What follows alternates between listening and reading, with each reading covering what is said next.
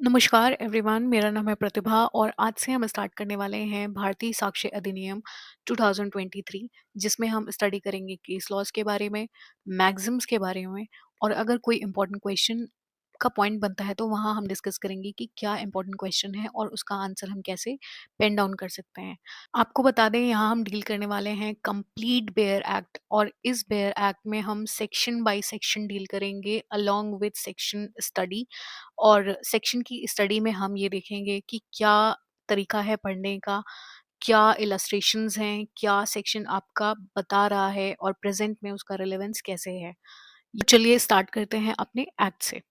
इन 2023 तीन बड़े लॉज को इंट्रोड्यूस किया गया था, और वो तीन बड़े लॉज थे भारतीय न्याय संहिता बिल, भारतीय नागरिक सुरक्षा संहिता बिल और भारतीय साक्ष्य अधिनियम बिल।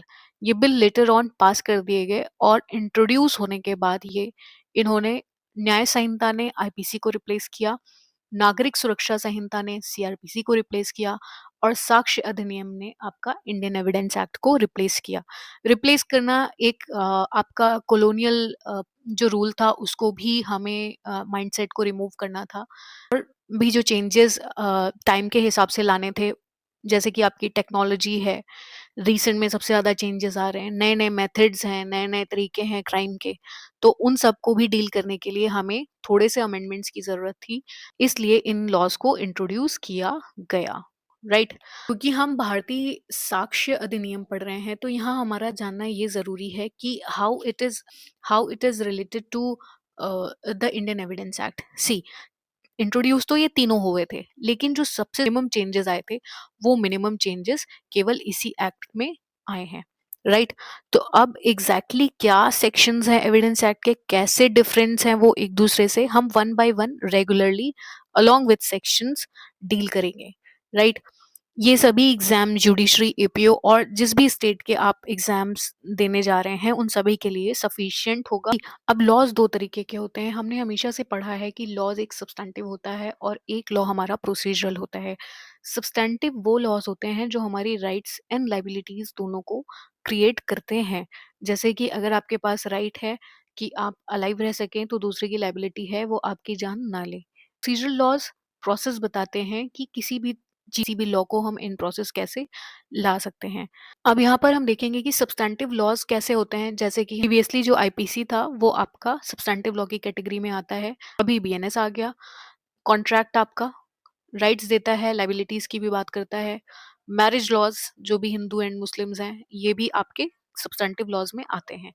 अब प्रोसीजरल की बात करें तो प्रोसीजरल में कौन से आते हैं, जैसे लास्ट टाइम आपका सीआरपीसी था, राइट, जो कि बीएनएसएस हो चुका है, सीपीसी हो चुका है, सीपीसी भी आपका प्रोसीजर बताता है।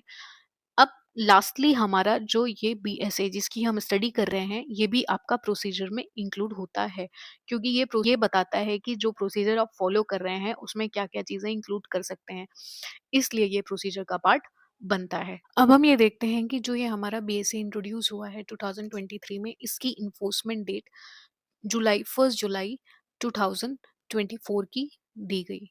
जैसे हम एविडेंस में लेक्स फोरी का कॉन्सेप्ट पढ़ते हैं वैसे ही बीएसए में भी लेक्स फोरी का कॉन्सेप्ट आता है। लेक्स फोरी का मतलब होता है basically law of forum. Forum is the place, आपकी जो कोर्ट है उसका थोड़ा सा मॉडर्न टर्म हो गया फोरम।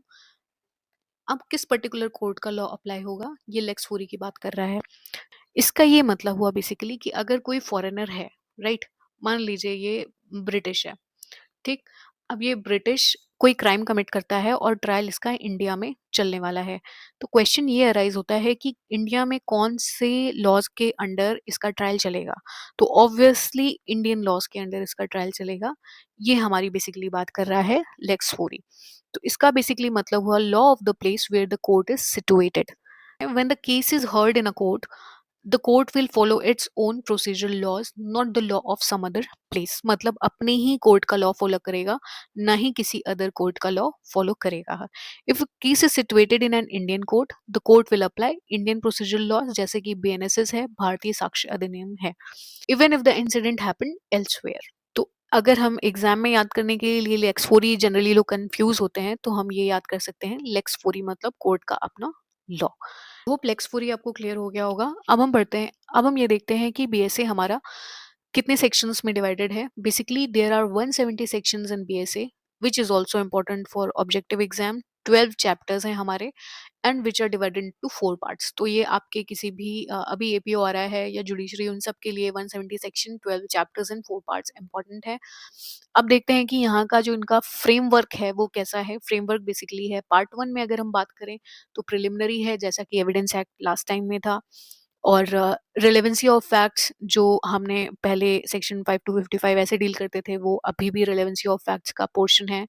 प्रूफ में हम डील करेंगे कि कैसे हम लोग प्रूव कर सकते हैं, क्या क्या एविडेंसेस है जो इंट्रोड्यूस हो जाएंगे। Then production and effect of evidence, कि अगर कोई पर्टिकुलर एविडेंस प्रोड्यूस हुआ है तो उसका इफेक्ट क्या होगा, राइट। तो ये चारों चैप्टर्स आपके डील करते हैं एविडेंस एक्ट में। ये इंपॉर्टेंट है याद करना। कभी कभी ये क्वेश्चन भी पूछ लेते हैं कि which part deals with the production and effect of evidence, तो भी आपका इंपॉर्टेंट है।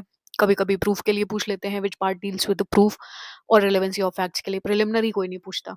अभी तक हमने जो कुछ भी पढ़ा इज़ वेरी इंपॉर्टेंट। सबसे पहले इंपॉर्टेंट ये है कि आपके लॉज में जो बीएसए है उसकी डेट है 1 जुलाई टू जुलाई 2024। देन हमने देखा कि जो आपका लेक्स फोरी का कॉन्सेप्ट है, मतलब कोर्ट का अपना लॉ, राइट। देन हमारा ये 170 sections and 12 chapters and 4 parts, ये तीनों पॉइंट आपके किसी भी एग्जाम के लिए इंपॉर्टेंट है। तो आज के लिए इतना ही। नेक्स्ट वीडियो में मिलते हैं सेक्शन 1 के साथ और बेयर एक्ट की स्टडी के साथ। वीडियो समझ में आए तो please like, share and subscribe, और कमेंट करके बताइएगा आपको क्या फर्दर स्टडी करना है। And until then, bye bye, thank you.